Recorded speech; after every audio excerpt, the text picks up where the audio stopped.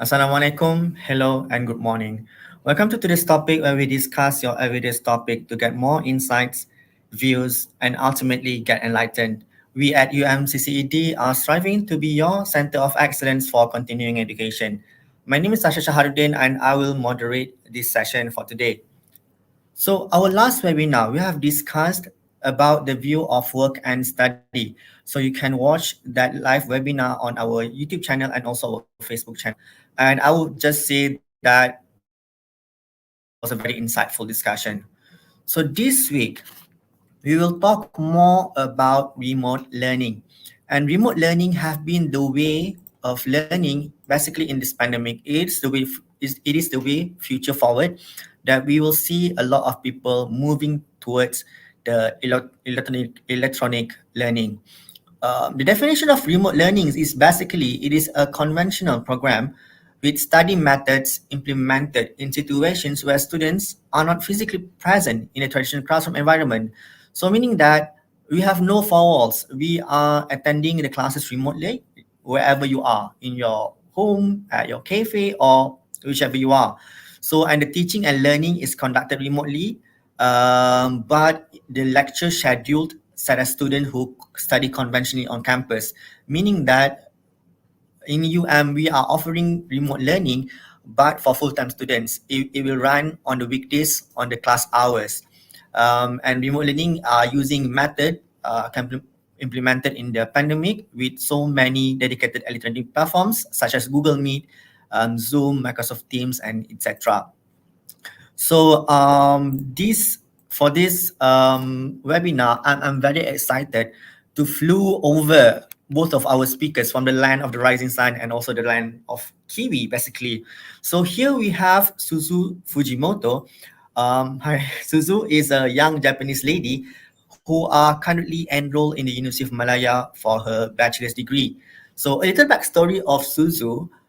She is currently majoring in the international relations at the Faculty of Arts and Social Sciences of University of Malaya, but she is doing all her classes remotely online from Japan. That's like 4,000 kilometers away. And then actually she was here in Malaysia last semester, February, until a few months back. She went back to Japan to do her classes online. But even so, in Malaysia, she have been conducted her classes online in her dormitory. So she have been fully experienced remote learning all her bachelor's degree. And with another speaker, he is the definition of being international. He's the epitome of international. He's a globetrotter, Abdul Wafi Shaikh. Abdul Wafi Shaikh, or Wafi, is currently majoring in international relations and political science in the University of Canterbury, New Zealand, and currently residing there. So, a story about New Zealand, which I find rather very interesting, is that New Zealand opened their borders specifically um, to returning students for their international students. So out of hundred thousands of international students, there are only 1,000 who are accepted, and out of 1,000, only three Malaysians and Wafi are very lucky to be selected on those study bubble to try to go back to Japan. To go back to New Zealand. Sorry, I got confused, both of you. So now I have me introduce both of you very long, I think, and even give a little bit introduction about our remote learning. I will actually ask Wafi first. How are you? How are New Zealand? How is it there? What time is it there? Let our viewers know. Hello, everyone. Really nice to meet both of you, and thank you so much, especially for the UM inviting me to share some of my experience and some of sharing about remote learning in New Zealand. So, right now in New Zealand shows that 3:05 p.m., which is right now it's quite cold. It's 70 degrees Celsius, and right now it's spring here. Comparing, I bet Suzu now it's summer, isn't it? Yeah. Still want to go to autumn. Okay, so right now, just want to share with you guys about the situation in New Zealand. Right now is like Malaysia, we have FASA 1, 2, 3, 4, and New Zealand apparently right now is in level 2, which is Since the early COVID, the New Zealand facing, they implement level 1, 2, 3, 4, which is level 4 is like total lockdown, and the more reduce the number, the freely we can go everywhere. So right now it's level 2, which is we can go anywhere except to Auckland, because Auckland is level 4, and wherever we go, we need to wearing mask. So that short briefing about myself. Mm. So yeah, back to Arshad. It is it is quite different from Malaysia because we have phase one, phase two, phase four, and phase four is the more free. But the for you, phase one is the opposite number. Mhm. So just for both of your information, currently Selangor is in phase one, but Kuala Lumpur, where University Malaya is located at, is phase two. So most of businesses are reviving. So let's hope for the best. And what about Suzu? How is it in Japan after the Tokyo Olympic? It was a very big event for Japan. How was it? Yeah, after we finish the Tokyo Olympic Games, the number of COVID cases are a bit increasing, but now are very stable. And also, our vaccine program is smoothly going well. So, in my prefecture, especially in my prefecture, Yamaguchi, we first dose 70% of our citizens finished first dose, and I think countryside is very peaceful and safety, but not a big city such as Tokyo, Osaka, There and are more Fukuoka. dangerous of there. Yeah. Are you both fully vaccinated? Just a random question. To be honest, Ah. not yet. I just Oh, okay, finished okay. my second dose. Because in New Zealand before the lockdown, it's like per day it's only like 5 to 6,000 people vaccinated per day. But right now, since it's happening back, the COVID-19 here, so the vaccination rate per day is like 10 times, which is 60 to 70,000 per day. So per day. um, it's good for us. Yeah. Okay, let's jump straight to our topic. So I will ask this straightforward question. It's a very textbook question. Because when we come to remote learning, Malaysia and actually a lot of the world have been doing remote learning since the beginning of last year. So we have been studying, on laptop. So it's a textbook questions of asking you what are the pros and the cons. So maybe we should start with the bad things first before we go to the good news. So Suzu, what do you think are the limitations of remote learning for you as a Japanese student who are studying in Malaysia but you are in Japan? So what do you think holding you back? I think we have many online activities such as group presentations and group essay work, and we can communicate each other through WhatsApp and online tours, but it's not enough to make friends and also know the culture through the people around me. So studying abroad is not only like studying in the classrooms. I want to learn more about Malaysian culture and also Malay language, but there are very limited opportunities for us. And but for Japanese, we are not very fluent in English, and also sometimes it's very hard to catch up with the all lectures to in Malay and some English and sometimes in Malay, and so it's very easy to research beforehand the lecture and check the words which I don't know, and it helped me to understand better. But I feel sometimes it's kind of sad not to get a friend in the classroom. Yeah, I think to summarize Suzu, because being international students are just not studying because you are international in a foreign land. So you wanted more than the four walls of the classroom. So Suzu have that limitation. So what about you, Wafi? Because correct me if I'm wrong, but New Zealand just currently moved into lockdown. Previously, there were no lockdown. You were there before the lockdown, so you do experience both physical and online classes. So what do you think limit back the online classes? What is that's not good about it? Let's talk not Thank about you. good first before we go to the good first. Okay, thank you, Ashad, for the question. So yeah, just as Suzu said, it's really having lots of limitation, especially for the international student for having a get into the culture basically because we want to know better because when we enter the class, it's easier to get having an engagement not just only with this lecturer, it's always with a friend as well. Don't you think it's really weird because like Suzu never entered to the class, but when she entered online classes, so there's a like a for example, there's a Malaysian there.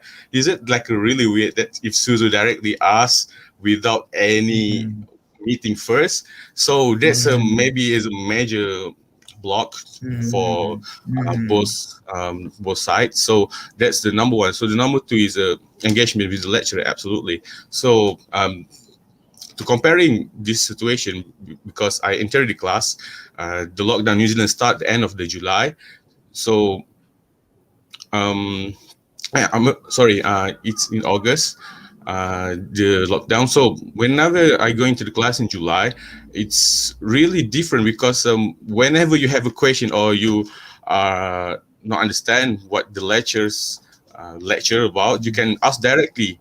And if in online classes or remote learning, it's really hard, especially in Zoom, you need to raise hand or everything. But if the lecturers don't see it, because there's lots of students in the classes, if I'm not mistaken, so it's hard to having an engagement directly with the lecturers. And yeah, if we met also, we call it a room or a study group with the friends in classes online. Remote learning is different when you seeing face to face, because face to face learning is absolutely more understandable and easier for everyone. True, understand. Yeah, been there, done that. So, Yeah, precisely. yes. Sorry, you were saying something. No. You can continue your question, So please. basically, because when we talk about remote learning, there's always silver lining in terms of everything, right? So let's go straight to the cons. What are the good things about? Well, I bet there are good things about remote learning, right, Wafi? What do you think? Okay. Of course, if in everything there's a pros and cons. I've never doubt about that. So the positive side that we can see it is absolutely if remote learning we have a really flexible time. It's like when you woke up in the morning, you're going late into the class, you can directly straight open your laptop. that's that's a definition easy for remote learning because you don't need to preparing yourself going to the class. So the flexibility, you can do everything in the one time. Also, because we are really lucky, to be honest. It's not we are lucky we are facing COVID. It's not the point. We are lucky because we're living in the technology world, which is, I don't know what if happening if we facing COVID like 20 years ago, which there's no internet or Wi-Fi or any sort of technology that we can connect each other. So when we have this kind of technology, it's easier for us to communicate or joining any classes, which is if we miss, we can still watching a previous classes by the website or any apps that be given by university. So that's a huge point for me as well, because yeah, we really frustrated, isn't it? We cannot go into the class, but then with this remote learning, it helps us also. Maybe it's not the best, but it's the best option that we have right now. Correct. What about Suzu? What the best thing about remote learning other than waking up late for the classes? The flexibility is my point, but I was doing an internship first semester or first year, and I could do internship while I'm studying, and I bring my laptop to the office and study in the morning, and the afternoon I work in the political party, and it gave me many opportunities to input and output at the same time in the same day. So the flexibility is the biggest point. And also last semester I had a political uh, a lecture of politics, and we had each lecture has each professors and specialists from UK, Taiwan, and Malaysia from another state. So we could learn from the people in the front line of the politics and international relations, and it was very good experience for me to have the connection with people who is far from us. Yes, yes, I understand. I think both of your points, Suzu and Wafi, are very interesting for me to hear because this is very personal. This is very personal for me to say, but I'm currently also I'm studying and working and studying. So when Suzu said that she is working and studying at the same time when she's doing her internship and then studying at the same time. So for myself, that I finish my office hour at 5 or 5:30, and then my classes will start at 6. So it's easy for us to shift our focus from work to study immediately, right? Because we are in the same, lap in front of our laptop, and it gives us more engagement to our own time. So it makes us more flexible into our activities. And I really like when Suzu said about connectivity, because being in the pandemic, well, like Wafi said, it's not a good. Well, pandemic is never a good thing, but it opens up so many opportunities in terms of Zoom and Google Meet and Microsoft Teams are started to be on the rise, and people started to realize border are just not there anymore. Like Suzu said, she having an international discussions about professor from UK, from Taiwan, and other states of Malaysia. So it's really connect and bring us together when they are very very far. So yeah, I really like to talk about the cons though. Well, we do understand that there are a lot of pros, but I think moving forward in the future, in the future, there will be more of remote learning in the sites. So this is what I want to bring here to both of you. When we said remote learning is the future forward, is the way forward, do you think we should extend this application, this remote learning of to this, to this learning we have been learning online? Do you think extending the online learning is a good thing, or what do you think? A combination of both, or we should just go back fully to physical? So I think we should let the ladies answer first. Suzu, what do you think?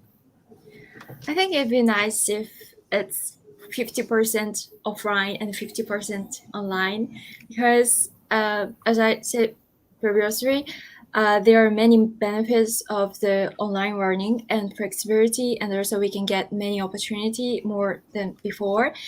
So, but sometimes it can be hard to get communication with students and also lecturers. So it's very nice if it's 50-50, and some lectures better to conduct in online because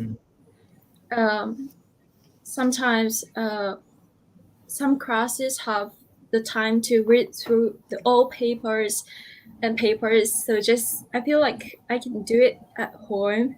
So it's better to switch. It depends on the character of the class. So what about Wafi? Do you think we should just go online fully, or like Suzu said, we should go 50-50? Personally, I'm quite a fan of going to class directly rather than online. But I must say it's for me, my personal opinion is the best like 70 to 30 or 80 to 20, because when you go to classes directly, it's not just you learning something in class. It's about you having a memorable memories you can create in the university as well, because people always say that's the best memories that you can make in your such a young ages in the universities. So when you going to the class directly, you also can what we call that joining lots of organizational club and participating in the activities, which is lots of positive side that you can learn directly rather than online, because online you only see it virtually, but you never experience it with your own eyes and hand. So, but we never rule out the importance of remote learning as well, because as Suzu always said that when we have that flexibility, it's really helped us as a human being having a good time management, because to switching like Arshad currently doing right now, you switching from working to studying is really hard to do if you're 100% doing directly to the class physically. So in other perspective, it's hard to lecture as well if they are only having a remote learning, because I bet they're also struggling to connect with all the students if there is not there's no any physical classes.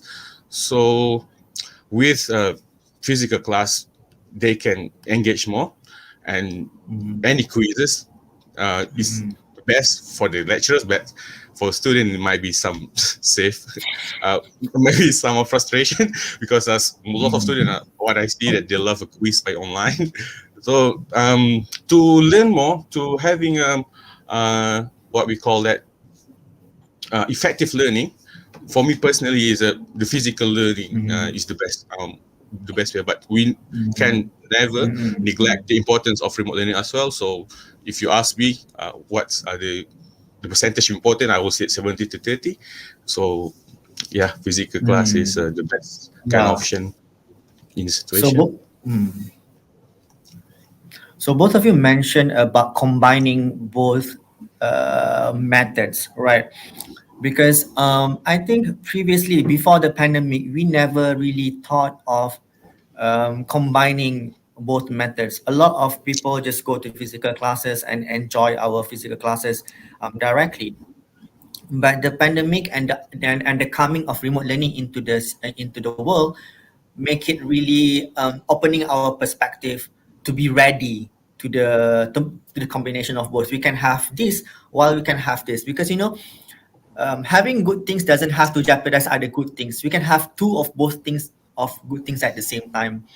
So yes, and Wafi mentioned about club and activities, students club and activities, which I personally agree very much in terms of when you go to your campus and you go to your studies. The best experience is that to be engaged with people, to having club activities and things like that. So, and I'm also aware that Suzu is a member of um, a global club, an international student club. Yes, Suzu. So would you want to tell more about that? Tell us a story about how you go into the club and or what is the club is all about. Alright. Um, I'm teaching Japanese in International Student Center (ISC), which is under Oh. University UM, and I'm a member of the Global Network Crowd, which is under the Arts and Social Science faculty, and we are doing some international event and also lecture series to promote University Malaya to the out of the country. And also I'm a member of the International Relation Society, which is under faculty department. So yeah, I'm the member of the society, and for international students to joining the such as student society is very hard because we are very busy for just for the study. But sometimes people trying to involve in such a communities to make friends and also to improve myself. And it's kind of sad to see my international friend is not joining any societies in the university through for 4 years and just graduate with the degree. And I want the international student have more experience outside of the classroom because there are many opportunities to meet someone and try something new. So these international student organizations are not for specifically international students. It's for local and international. So it's very good platform to make friends with the local students. But sometimes I feel it's very hard to get in the society where they prefer speak in Malay. Sometimes I feel very awkward and feel a bit They feel sorry left to out. ask them to speak in English. Okay, I understand. So meaning that Suzu, because Suzu listed up all her club activities, I think there's 3 or 4 club activities that she joined, or three. So it is very refreshing to hear that even in the remote learning, because Suzu started her degree in the pandemic. So even so, being remote learning 100% for Suzu, she is spirited enough to go and venture her club activities online because well, that's a good thing for international students to do because like Suzu said, there's a lot of local and also international students just get their degrees for 4 years and then that's it, not being engaged to any club and activities. So and I want to go to ask Wafi because Wafi is he keen to more traditional way because he started his bachelor's degree not in the pandemic and he returning back to the New Zealand and he went to physical classes for a few months until New Zealand go to lockdown. So and then he have to go online for a few months or few weeks. Less than months, like 3 weeks, Less than a few weeks. and So that's 2 weeks. yeah, so Wafi is a very I would say a very traditional guy in terms of getting his studying. So when you are studying online and you get stuck, mentally stuck when you study online. So what do you do? How do you respond to the mental barrier that you have? Because I would just say that learning online is hard because it have a lot of distractions. I would just personally agree, and it's easy for your mind not to lose focus on the lecture because it's like watching a television. Right. So it's easy for you to lose your focus during your classes. So how do you respond to be emotionally balanced? Okay, regarding that question, what can I say is I'm stating this is not comparing what New Zealand facing or Malaysia facing or Japan itself facing, but it's more like sharing what's happening when this kind of lockdown happened. So I still remember when New Zealand Prime Minister just announced about the lockdowns because before this we live freely without any wearing masks or anything. So it's like a kind of really shock news. It's like today announced and tomorrow we need to start the lockdown. So what I really appreciate what university does on the first place is that the announcement is in Tuesday, but since the announcement been announced, the university decided to close all the online learning and physical learning for 1 week. So for all the students and the lecturers to be ready for any circumstances or any news for the next week. So whenever that's happening, it gives us lots of Space. space, and really delightful, because I must say it's a new thing to lock down from the level 1 to level 4. So we have like 4 to 5 days to prepare what's next to happen. So when the next week we start online learning, all of us already prepared, and the lecturer itself really being helpful, because they ask what kind of studies that you want, and they're like giving a poll so everyone can vote which kind of best of learning that you want or student want. So that's the one. And second, my point, so what the thing, or what I do when I frustrated or facing this lockdown, I have no doubt that mental health is really, massively important nowadays, especially, because I was in Malaysia like a year, so it's been a ridiculous state or statistic about this mental health itself. And I'm watching myself, not all, some of friends having some anxiety or depression, which is, we really don't want it, but that's what's happening when you're facing a lockdown, because it's really stressful. You need to do more thing, and you can't do anything, so it's really stressful. So what I face in lockdown right in New Zealand is, the first thing is, because I have a good housemate here, so it's easier for me to always communicate with them. It's really important when you feel isolated or feel alone, you need to connect with someone. So when I having a good housemate here, so we play lots of games, so it's distract us from feeling stressful. And there is also a one rules in New Zealand. Even though you're in level 4 or in lockdown, you can go outside in your bubbles. So our bubble is our housemate, isn't it? So we can go outside like playing tennis, but needs to be in our bubble. Not cannot what we call that, um, meeting or another people. So it's really helpful when you do a physical activities you can do in sports. Like Malaysia, I must say lots of Malaysian doing running and jogging. I must say, so it's really helpful to reduce your anxiety or depression on that time. Sorry for taking long. So, but there's another point, which is the New Zealand government also provided. I believe a lot of organization in Malaysia also have provided this also. But what I want to point out is the government of New Zealand, they provide a 24 hours mental health call, which is if you feel frustration or you feel anxiety, depression, you can have someone to talk. If you have no one to talk, you can call them directly and share your problem or your doubts, anything.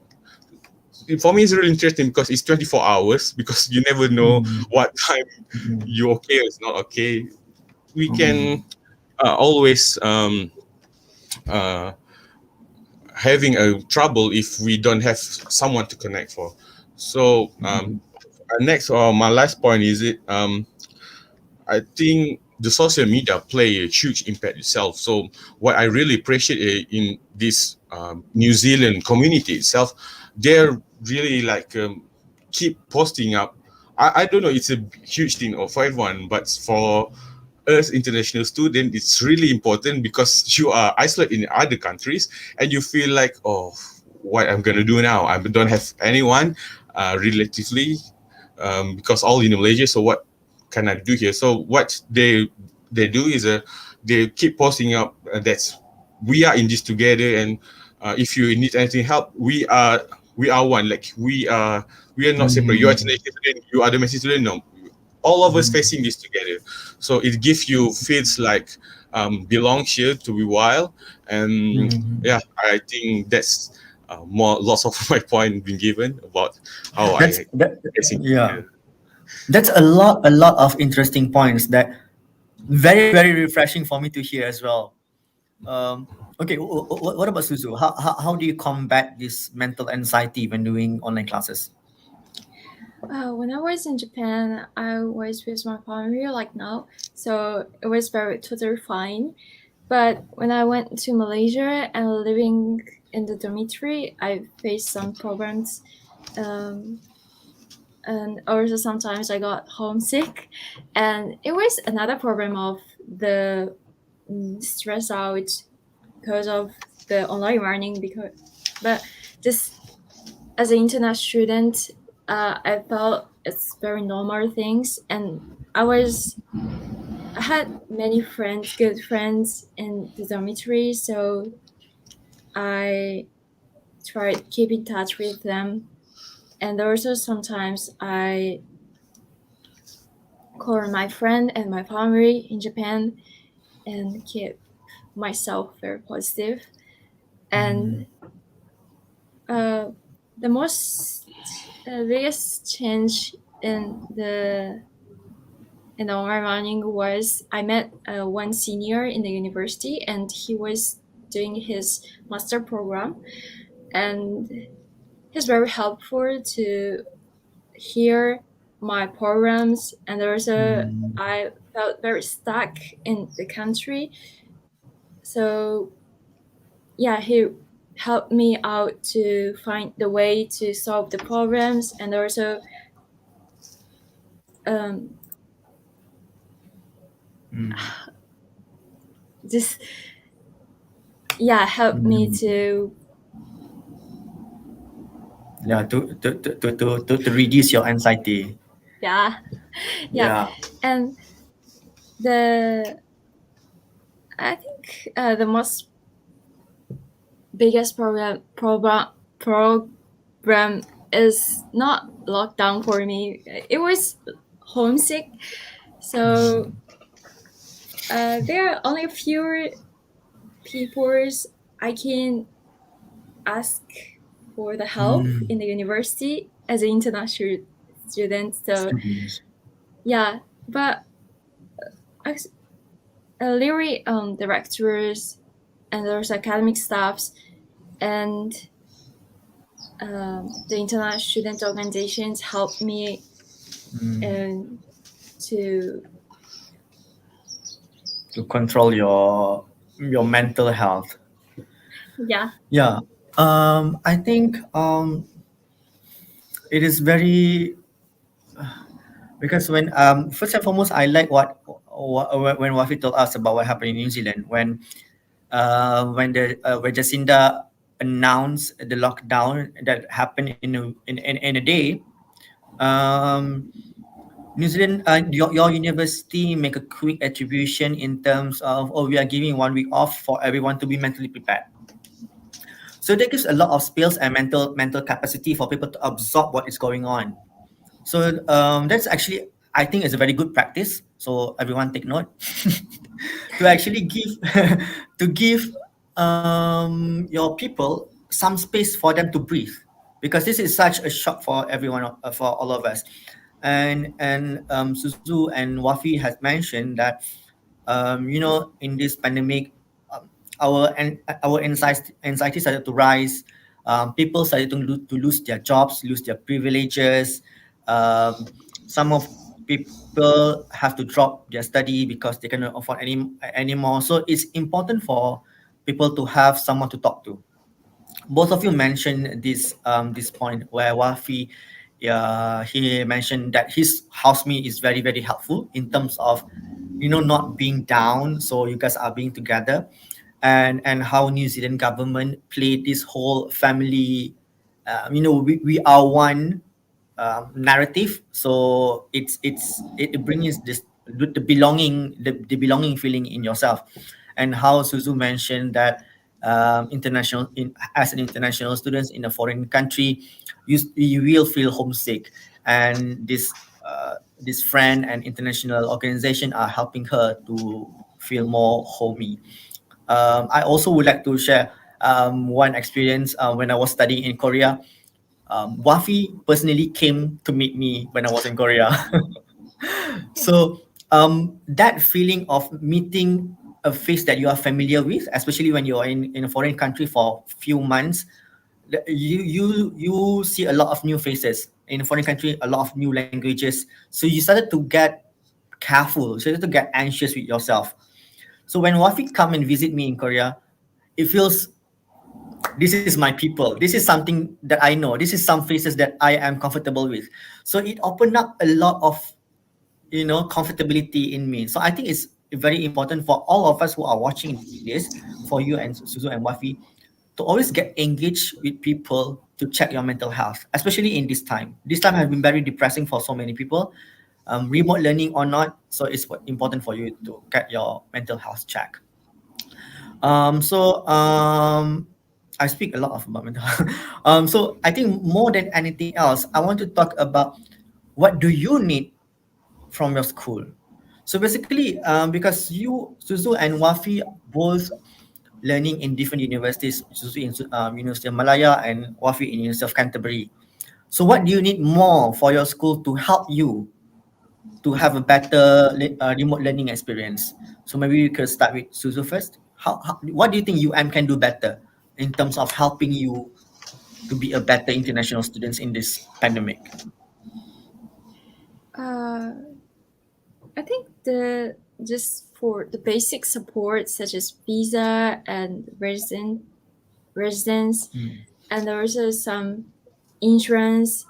There are many procedures when I get in the Malaysia. So luckily, I had one very kind my classmate, and she can speak fluently Japanese. So she helped me a lot to make the bank account and rent a room, and also register the subject. So she helped me a lot, but there are not fundamental support like offshore provided by the university. So if there are such a service, I know it's very, it takes cost, but it helps international students to feel that easy to focus on their study. Understand. So what about Wafi? What do you think can be better? When I heard this kind of question, I really want to point out the one that really helped me get into New Zealand, also to get me feeling comfortable with here is like maybe it's what Arshad doing right now is in New Zealand in our university it's called IRO, which is International Relation Office. What I can say is that since I'm in Malaysia, they nominate me to come here to New Zealand, and once I become a priority student, I get back to New Zealand, and once I arrive in New Zealand, I quarantine for 14 days. They keep me in touch and always know my presence is important for them as well. So it's really thoughtful and important as well, especially what Suzu facing right now, because fundamentally, when you are in other countries or people, places, you need someone who can ease you or makes everything easier for you. It's not like they spoon feed you, but they help you in every such way. And I really want to point out, it's like this Audrey, Emily, Candice, they really helped me until today, which is I really appreciate and really happy to know them. So in terms of what I want more from university, it's, for international students, of course, we want to more having engagement with the local student here. So there's will be lots of fun if there's any activities which is including more international students and also a local student, so we can get more know not just about cultures, but so we can be like more friends, and we can be like someone that we can rely to or ask for about New Zealand itself. Because international students, people cannot assume that we know everything. Because we arrive at people places, they cannot assume that we know about the rent houses, for example, the prices, or how to register for the bank. Every single detail is really, like Susu say about visas, it's really important to having more engagement with the local people here. So that's the only thing that I need. But other than that, it's superb what I feel right now, and I really appreciate the existence, and I really be thankful. Okay. So I think I'm out of questions. And I think we can end our webinar here now. But before that, both of you, I appreciate both of you coming here, and I appreciate a lot of your views. It's really opening up a lot of perspective for the webinar viewers. One last words from Wafi. What is your advice for everyone to conduct the remote learning, healthily or peacefully in this pandemic? What would you say to the people, to our students and to our future students? Because okay, let me just be frank. Because we are currently opening up our new semester. Our new semester is coming up soon, and a lot of our younger brothers and younger sisters finishing their SPM, finishing their diploma matriculations, they are moving up into a university. And let us all just admit that university is a very important and huge part of our life, right? It is a very fun period of our life. So what would you advise these younger generations? What can you do better in the doing learning remotely? What should you do? Yeah. Thank you for this kind of question. It's kind of like giving advice to younger people, but yeah. As a brother, yeah. Um, what I can say is, when you enter a university life, you cannot assume that everyone will be there for you or will help for you definitely if you're not reaching them out. It's important for you, especially a younger generation, to feel like if you want to be part of them, you need to engage with them. Because what I see is it's not we playing a blaming game, but always happen when people always blame the lecturers, they're not doing very well, but instead the student itself never reaching them or having such a like a student lecturer relations, which is for me is massively important for the student. And demeanor or behavior as well playing a huge role if you want to survive in university, because if you think that you are the best by what we call that violence or anything that opposite the rules, it's not just good for you, it's not good for everyone, because it will not just affect you, it affect your family, affects your relatives and everyone. So it's important to be good to everyone. If they're not good at you, please at least having please be a good guy to everyone. And the last one about this remote learning is the management time is massively important. I must say this is not just a student problem, it's everyone's problem. That's why some may failure, some having a really hard time to survive or having a great career because of the management time. Because I still remember one of my lecturers in KPM, which I shared the study before. His name is Kama. He told me that if you fail about management time, if you fail about managing time, you will totally fail like 50% what you want to do next. So it's really important to balance your life, balance your connection with people, and not to be exaggerating every activity. So maybe that's the only advice that I can give. Same What to about advice to me. Suzu? What about Suzu-chan? Uh, What do you think? What do you want? What are the advices you want to give to your juniors? juniors. If you're an international student, you can ask many people. Local students are very friendly and very open-minded, so don't worry, just ask for the help.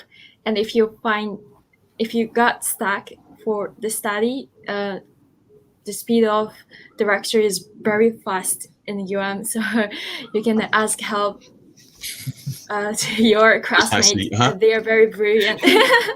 People will help you, no worries. Thank you. Yeah, just it. Yeah.